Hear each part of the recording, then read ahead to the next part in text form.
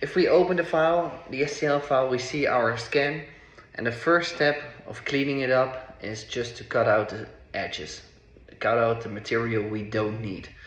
Most of the times we say take a big scan because data can be removed, but it's harder to add data later on. So the next step in our CAD modeling is to smooth out the whole scan. Most of the bumps and cracks in the scan we don't need, especially for 3D printing and also for milling.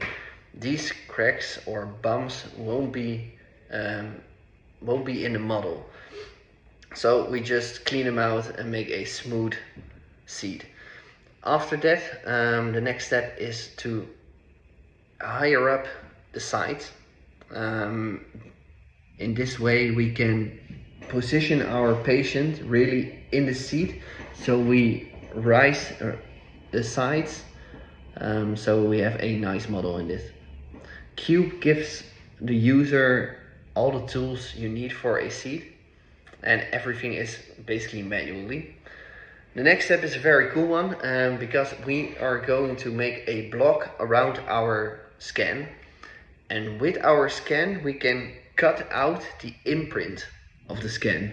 And as you can see on the screen, now you almost have the end result already. So the last steps of this process is just make the model nicer, make it smoother, because you don't want sharp edges in your model. The most important thing is that it's comfortable, because the patient will be there the whole day.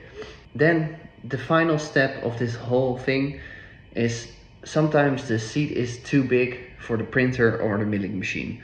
So we have to cut the part in two pieces. We do this with a 90 degrees cut, so the seat and the back part can be produced separately and then can be put together.